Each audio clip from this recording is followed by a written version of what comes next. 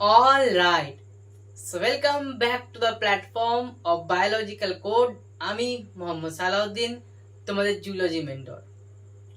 তো ক্লাস 11 এর neural control and coordination এই চ্যাপ্টারের আজকে লেকচার 4। তিনটে লেকচার আমরা করেছি শুধুমাত্র কি নিউরনের গঠন এবং টাইপস অফ নিউরন। আজকে আমরা দেখবো নার্ভ ইম্পালস। এই চ্যাপ্টারের একটা নতুন পোর্শন নার্ভ ইম্পালস আজকে চালু হচ্ছে এবং খুবই ইন্টারেস্টিং একটা পার্ট এটা। কারণ নার্ভের যে আমরা ইম্পালস দেখছি যে হ্যাঁ মেসেজ নিয়ে যাচ্ছে নার্ভ, কিন্তু কিভাবে আজকে সেটা আমরা দেখবো। তো ফার্স্ট আমরা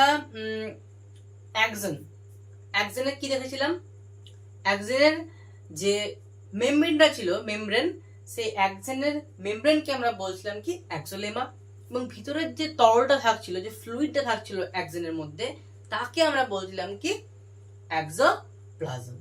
ক্লিয়ার? বা আমরা এক্সোপ্লাজমকে কি নামে রাখতে পারি? Intracellular fluid.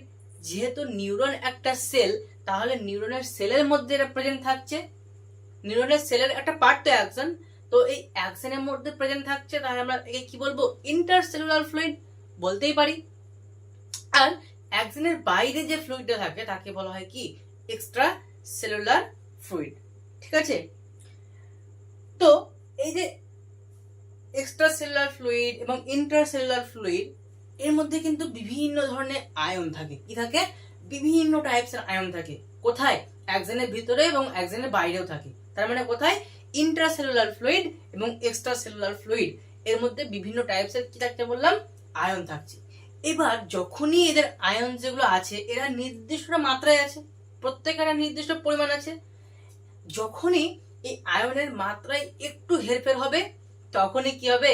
Nerve impulse generate হবে। ঠিক আছে? এবার যখন নার্ভ ইম্পালস একটা নিউরনের মধ্যে দিয়ে যাচ্ছে, ধরে নাও কি এটা একটা নিউরন, এটা ধরে নাও একটা নিউরন। তো যখন নার্ভ ইম্পালস একটা নিউরনের মধ্যে দিয়ে পাস হচ্ছে, তো একে বলা হচ্ছে কি কন্ডাকশন।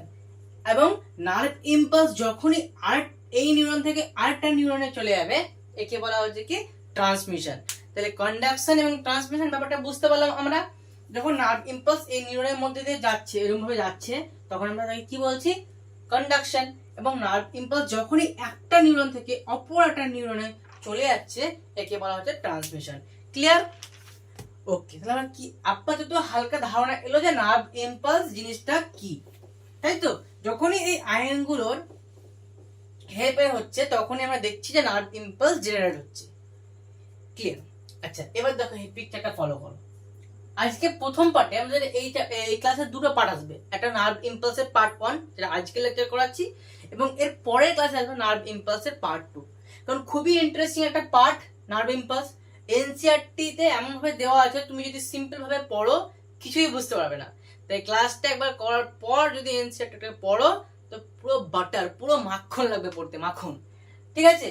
তো চলো ক্লাসটা স্টার্ট করা যাক। আমরা আজকে দেখবো প্রথমে রেস্টিং মেমব্রেন। রেস্টিং মেমব্রেন এই টার্মটা ভালো করে প্রথমে ফলো করো তো।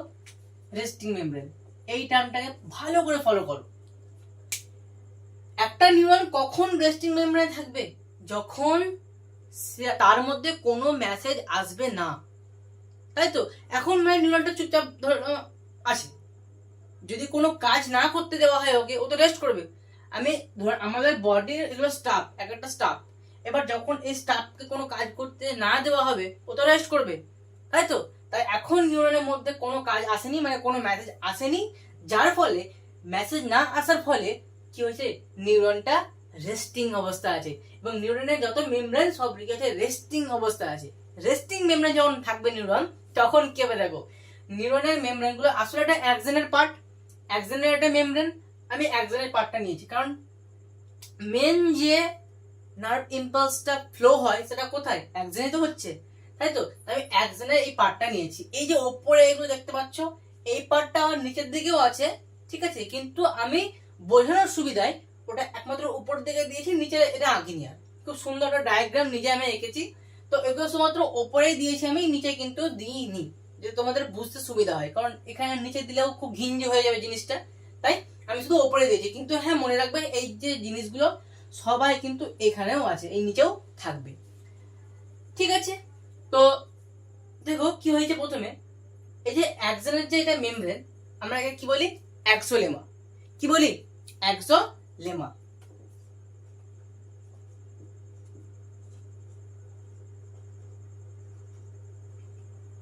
এক্সোলেমা। এবার দেখো এই এক্সোলেমার বাইরের প্রান্তে কি হয়েছে? পজিটিভ তৈরি হয়েছে। দেখো পজিটিভ চার্জ তৈরি হয়েছে এবং ভিতরের দিকে কি হয়েছে? নেগেটিভ চার্জ তৈরি হয়েছে। এর কারণ কি? এর কারণই হচ্ছে এখান থেকে আমরা কি বুঝতে পারছি যে ভিতরে, অর্থাৎ আমাদের যে অ্যাক্সনের ভিতরে অ্যানায়ন্স কি হয়েছে? বেশি পরিমাণে আছে। কার থেকে? ক্যাটায়ন্স থেকে। তাই তো, অ্যানায়ন্স বেশি এবং কি হয়েছে? ক্যাটায়ন কম, তাই মাইনাস চার্জ সৃষ্টি হয়েছে। এবং বাইরের দিকে কি হয়েছে? ক্যাটায়ন কিন্তু বেশি। বাইরের দিকে ক্যাটায়ন বেশি কার থেকে? অ্যানায়নের থেকে। এবার এখানে আমাদেরকে বুঝতে হবে যে কি অ্যানায়ন থাকে, এর মধ্যে কি অ্যানায়ন থাকে। অ্যানায়ন হিসেবে এক্সোপ্লাজমে এটা কি? তরল, ভিতরে তরল। তো এক্সোপ্লাজমে কি থাকে? অ্যানায়নের মধ্যে নেগেটিভ প্রোটিন থাকে, কিছু নেগেটিভ প্রোটিন কিন্তু থাকে। এবং ক্যাটায়ন হিসেবে কি থাকছে এখানে?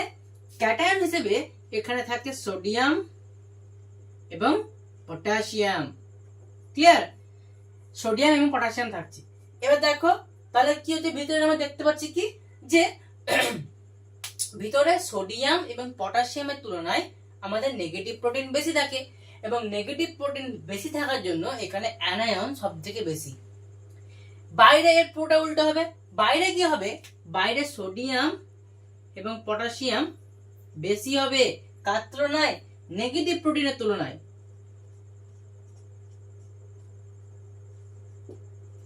এইটুকু কনসেপ্ট পুরোপুরি ক্লিয়ার? একদম আজকের ক্লাসটা খুব সুন্দরভাবে একদম ফলো করবে, কিন্তু আমি বারবার বলছি কারণ এনসিইআরটি তে এমন ভাবে দেওয়া আছে তোমরা পড়লে কিচ্ছু বুঝতে পারবে না। ঠিক আছে? তো একবার পুরো যদি ক্লাসটা শোনার পর তো পুরো মাখন লাগবে ক্লাস, মানে পড়তে পুরো মাখন লাগবে। ঠিক আছে? তাহলে নেগেটিভ প্রোটিন হলো কি? এবং ভিতরে বেশি নেগেটিভ প্রোটিন এবং বাইরে বেশি কে? সোডিয়াম এবং পটাশিয়াম। ভিতরে কম সোডিয়াম এবং পটাশিয়াম এবং বাইরে কম কে? Negative protein. এইটুকু ক্লিয়ার? ওকে। এবার আমি যদি শুধু ক্যাটায়ন হিসেবে ধরি, তাহলে কে বেশি থাকবে? আমি যদি ক্যাটায়নের উপর ভিত্তি করে বলি যে ভিতরে কে বেশি থাকবে, তাহলে ভিতরে সব থেকে বেশি থাকে হচ্ছে কে?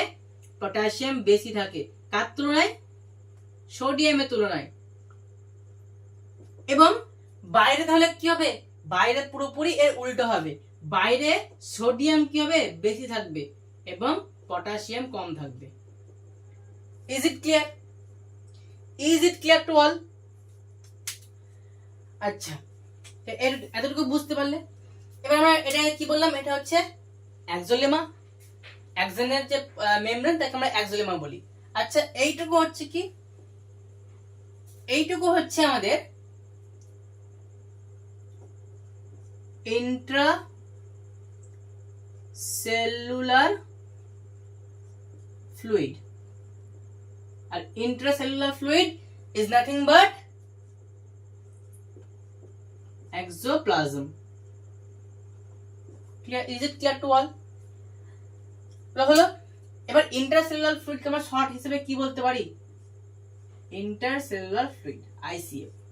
এবং এটা কি? এটা হচ্ছে আমাদের কি? Extra cellular fluid.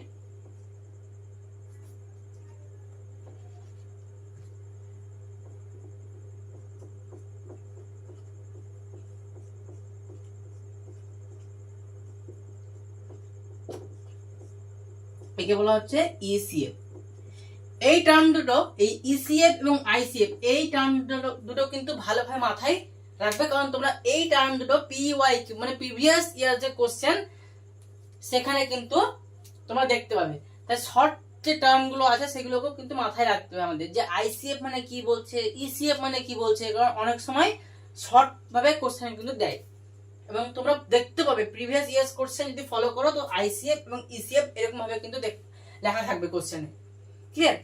আমি এবার কি বললাম, দেখো এই বাইরের দিকে পজিটিভ তৈরি হয়েছে এবং ভিতরের দিকে নেগেটিভ তৈরি হয়েছে। তাহলে কি হয়েছে? দেখো অ্যাক্সনের মেমব্রেনে একটা পোলের সৃষ্টি হয়নি? একজনের মেমব্রেন একটা পোলার সৃষ্টি হয়েছে, দুটো অপোজিট আমরা কি দেখতে পাচ্ছি, আয়ন দেখতে পাচ্ছি, মানে একটা পজিটিভ আর একটা নেগেটিভ। ক্লিয়ার? তার ফলে রেস্টিং যে মেমব্রেন, মানে এখনো পর্যন্ত কোনো নার্ভ ইম্পালস আসেনি, কিন্তু কোনো নার্ভ ইম্পালস বা কোনো মেসেজ জেনারেট হয়নি, তাই রেস্ট হয়ে আছে। তার জন্য রেস্টিং মেমব্রেনকে বলা হয় কি, polarise membrane.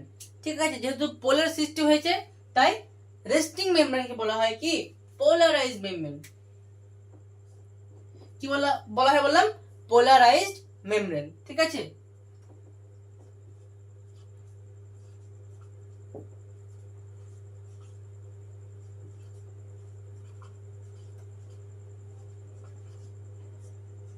PM, polarise membrane. এবার দেখো ভিতরের দিকে নেগেটিভ তৈরি হয়েছে। এবার ভিতরের দিকে যখন নেগেটিভ তৈরি হয়েছে তখন মানে একটা নিউরনের বা একজনের যে ইন্ট্রাসেলুলার ফ্লুইড এর মধ্যে যে বিভব থাকে বা যে পোটেনশিয়াল থাকে তাকে কি বলা হয় বললাম, তাকে বলা হয় রেস্টিং মেমব্রেন পোটেনশিয়াল। এবং এই সময় ভিতরে এর মান থাকে কত, -70 মিলিভোল্ট। ঠিক আছে, -70 মিলিভোল্ট এই সময় কি থাকছে, এর বিভব থাকে, মানে পোটেনশিয়াল থাকছে। এবং একে কি বলা হয়, resting membrane potential, RM, resting membrane potential, RMP, resting membrane potential, RM potential. ঠিক আছে, তাহলে পোটেনশিয়াল কত থাকছে বললাম, -70 মিলিভোল্ট। কখন, যখন মেমব্রেনটা রেস্ট করছে তখন। আচ্ছা, এবার দেখো উপরের চিত্রটা ফলো করো, উপরে এই পার্টগুলো দেখতে পাচ্ছ, কিছু কিছু কি আছে, চেম্বার, মানে চেম্বার তো না, কিছু চ্যানেল আছে। এর মধ্যে কিছু চ্যানেল, মানে এই চ্যানেলটা দেখো কি আছে, ওপেন আছে। এরাও দেখো সবসময় কি আছে, ওপেন আছে।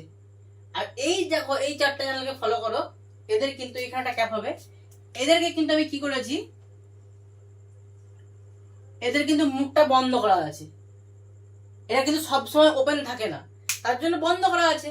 এবং বাকি এই যে এরা কিন্তু সব সময় ওপেন থাকে। এই যে চ্যানেলগুলো যারা সব সময় ওপেন আছে এদেরকে বলা হয় লিকি চ্যানেল। কি বলা হয়, লিকি চ্যানেল। এরা সব সময় ওপেন হয়ে থাকে।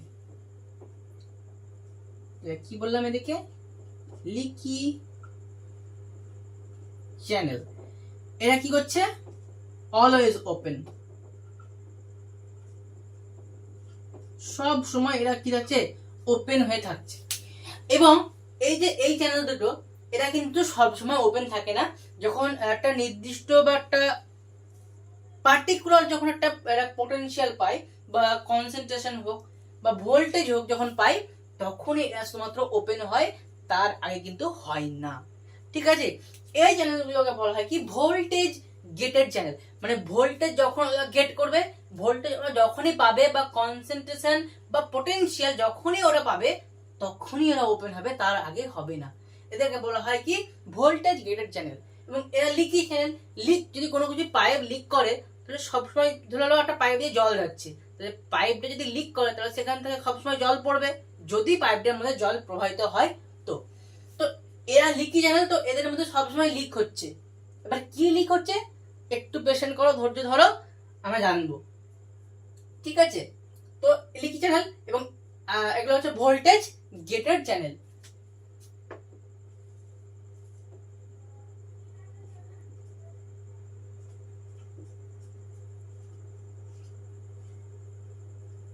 Voltage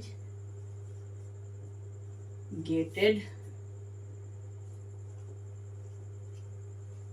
channel. আচ্ছা, বাকি আমি এগুলোকে আমি মিটিয়ে দিচ্ছি সব, হ্যাঁ, নাহলে কিন্তু ব্যাপারটা ঘিঞ্জি হবে। এই দুটো বুঝতে পারলে এটা হচ্ছে লিকি চ্যানেল, এবং এগুলো এই দুটো, এই চারটে হচ্ছে কি, ভোল্টেজ গেটেড চ্যানেল।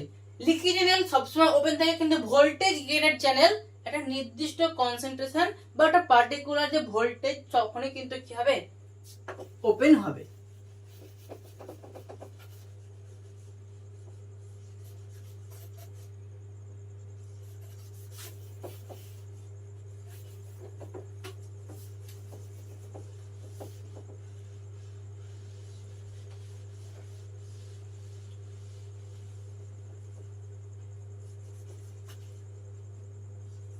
তাহলে কি বললাম, ভোল্টেজ কেটে চ্যানেল কি হচ্ছে, ওপেন অ্যাট পার্টিকুলার ভোল্টেজ আর কি কনসেন্ট্রেশন। ঠিক আছে, ভোল্টেজ নির্দিষ্ট পরিমাণ কনসেন্ট্রেশন বা পার্টিকুলার একটা কনসেন্ট্রেশন বা পার্টিকুলার একটা ভোল্টেজ যখনই পাবে তখনই ওপেন হবে। এবার বাইরে আমি কি বললাম, বাইরে সোডিয়াম বেশি পটাশিয়ামের থেকে এবং ভিতরে পটাশিয়াম বেশি সোডিয়ামের থেকে। তো ছোট্টবেলায় আমরা পড়েছিলাম কি, ডিফিউশন বা ব্যাপন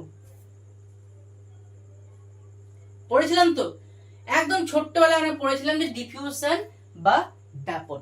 ডিফিউশন বা ব্যাপনে কি হয়, বেশি কনসেন্ট্রেশন থেকে কম কনসেন্ট্রেশনের দিকে প্রবাহিত হয়, তাই তো।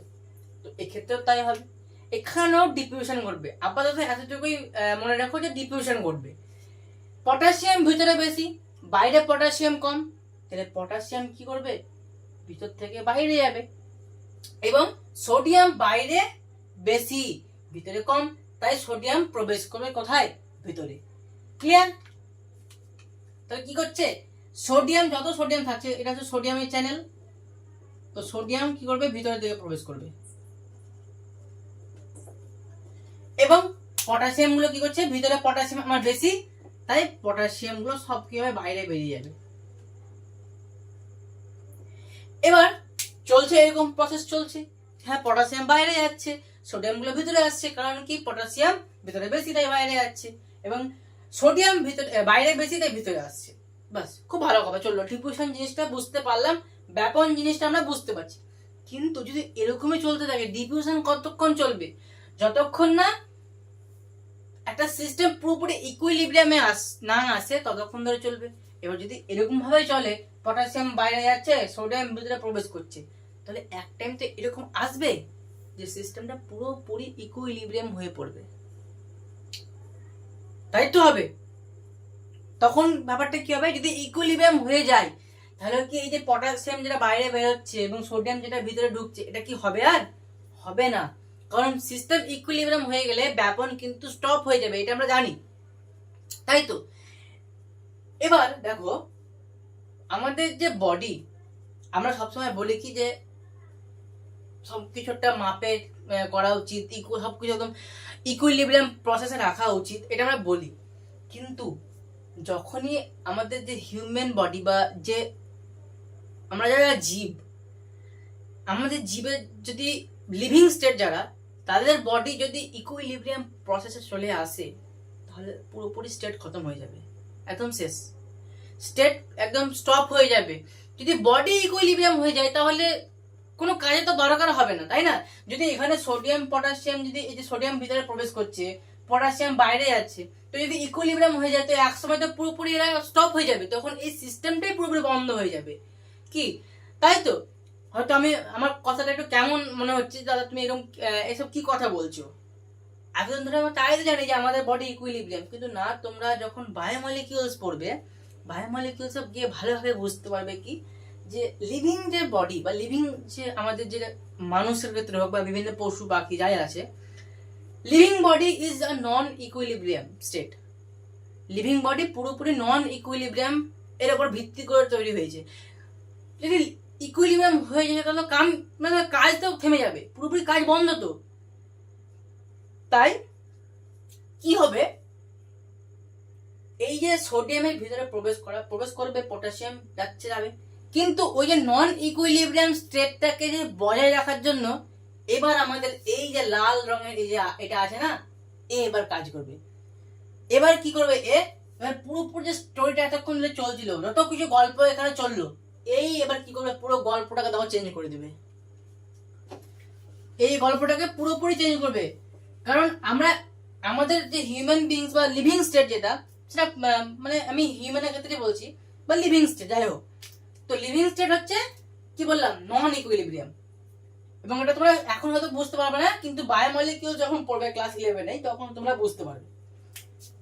এই যে পাম্পটা, এই কি করবে, একটা এটিপি ইউজ করবে, একটা এটিপি ইউজ করে কি করবে, 3টে সোডিয়ামকে বাইরে পাঠাবে এবং দুটো পটাশিয়ামকে এর ভিতরে প্রবেশ করাবে। ক্লিয়ার? কি করবে, একটা এটিপি ইউজ করবে। আমাদের শরীরে মানে সবসময় মনে রাখবা যে আমাদের শরীরে যতগুলো এটিপি ইউজ করা হয় তার একটাই মাত্র কারণ যে আমাদের নন ইকুইলিব্রিয়াম স্টেটটাকে বজায় রাখার জন্য। ক্লিয়ার? তো এখানেও তাই হবে। এই যে পাম্পটা আছে এই একটা এটিপি ইউজ করবে এবং কি করবে, একটা এটিপি ইউজ করে 3টে সোডিয়ামকে এ বাইরে পাঠাবে এবং দুটো পটাশিয়ামকে ভিতরে আনবে। ক্লিয়ার? এবং এইভাবে আমাদের যে নন ইকুইলিব্রিয়াম যে সিস্টেম সেটা কিন্তু কি থাকবে, বজায় থাকবে। এটা মাথায় রাখো না যে কি হচ্ছে, শুরুতে এটা মাথায় রাখো যে এবার এখানে কি হচ্ছে। ক্লিয়ার? এবং প্রত্যেক চ্যানেলেরই ক্ষেত্রে তুমি ভোল্টেজ গ্রেডেড চ্যানেল ধরো, লিকি চ্যানেল ধরো, সবসময় কি হবে, ডিফিউশন ঘটবে, বেশি কনসেন্ট্রেশন থেকে কম কনসেন্ট্রেশনের দিকে যাবে। ক্লিয়ার? পটাশিয়াম ভিতরে বেশি তাই বাইরে যাচ্ছে, সেটা ভোল্টেজ গ্রেডেড চ্যানেলেও হবে এবং লিকি চ্যানেলেও হবে। কিন্তু হ্যাঁ, রেস্টিং অবস্থায় যখন থাকবে তখন কিন্তু ভোল্টেজ গ্রেডেড চ্যানেল ওপেন হবে না। এবার কখন ওপেন হবে ওটা আমরা পরের লেকচারে গিয়ে বুঝতে পারবো। তো এই ছিল আজকের পুরো লেকচার, এই ছিল আজকের লেকচার। আচ্ছা, এই পাম্পটার নাম আমরা বললাম না, এই পাম্পটার নাম হচ্ছে সোডিয়াম পটাশিয়াম পাম্প, বা একে বলা হয় সোডিয়াম পটাশিয়াম এটিপিএস। যেহেতু এটিপি একটা উৎসেচক মানে থাকে এখানে যেটা ইউজ করে, এটিপি উৎসেচক হিসেবে কাজ করে এটা, মানে হ্যাঁ, বা সোডিয়াম পটাশিয়াম পাম্পও বলতে পারো এটাকে। ঠিক আছে? এই দুটো হচ্ছে। তাহলে কি করলো, দুটো পটাশিয়ামকে ভিতরে প্রবেশ করাচ্ছে এবং 3টে সোডিয়ামকে বাইরে নিয়ে যাচ্ছে। তো এই ছিল আজকের টপিক, আজকের লেকচার। এর পরের লেকচার আমরা পড়বো যে রেস্টিং মেমব্রেন এবার কি করে কি হবে, এর মধ্যে যে নার্ভ ইম্পালসটা যাবে, কি কি চেঞ্জ হবে এর মধ্যে, পরের লেকচারে আমরা দেখবো। তো এই হচ্ছে আজকের লেকচার। আরেকবার রিপিট করে দিই জিনিসটা, তাহলে কি বললাম, এটা হচ্ছে ইন্ট্রাসেলুলার ফ্লুইড বা ইন্টারসেলুলার ফ্লুইড কি এক্সোপ্লাজম, এটা হচ্ছে কি এক্সোলেমা। এবার এক্সোলেমা দেখো বাইরে পজিটিভ ভিতরে নেগেটিভ, কারণ কি ভিতরে আমাদের নেগেটিভ প্রোটিন বেশি এবং পটাশিয়াম বা সোডিয়াম যেটা ক্যাটায়ন সেগুলো কম থাকে, এবং বাইরে কি হয়, বাইরে ক্যাটায়ন বেশি এবং নেগেটিভ প্রোটিন কম, তার জন্য পজিটিভ হয়েছে। এবার ভিতরে যদি আমরা আবার ক্যাটায়নের ভিত্তিতে দেখি তো পটাশিয়াম বেশি সোডিয়াম কম, এবং বাইরে সোডিয়াম বেশি পটাশিয়াম কম। এবার ব্যাপন প্রক্রিয়া যদি আমরা দেখি, এগুলো হচ্ছে লিকি চ্যানেল, এটা হচ্ছে voltage graded channel. Leaky channel always open, voltage graded channel যখন একটা পার্টিকুলার ভোল্টেজ বা কনসেন্ট্রেশন পাবে তখনই ওপেন হবে, এবং এটা আমরা পরের লেকচারে ব্যাপক করে বুঝতে পারবো। ক্লিয়ার? এবার কি হচ্ছে দেখো, ব্যাপন প্রক্রিয়া কি হচ্ছে, পটাশিয়াম ভিতরে বেশি তো পটাশিয়াম সব বাইরে যাচ্ছে, এবং বাইরে সোডিয়াম বেশি তো সব সোডিয়াম ভিতরে প্রবেশ করছে। এবার যদি এরকম চলতে থাকে তাহলে বডি ইকুইলিব্রিয়াম হয়ে যাবে, মানে সিস্টেমটা ইকুইলিব্রিয়াম হয়ে যাবে, তখন এক টাইমে কিন্তু এদের যে আদান প্রদান আর হবে না। তাই এদের আদান প্রদানটাকে বন্ধ করার জন্য আমাদের কাজ করে সোডিয়াম পটাশিয়াম পাম্প বা সোডিয়াম পটাশিয়াম এটিপিএস। এই কি করে, একটা এটিপিকে ইউজ করে এবং 3টে সোডিয়ামকে বাইরে পাঠায়, দুটো পটাশিয়ামকে ভিতরে আনে। এই হচ্ছে আজকের স্টোরি, আর কিছুই না। তো যদি আজকের ক্লাস তোমাদেরকে ভালো লাগলো তো অবশ্যই একটা লাইক দিয়ে আমাদের আগ্রহ বাড়াবে, কমেন্টে জানাবে এরকম কোনো প্রবলেম হলে।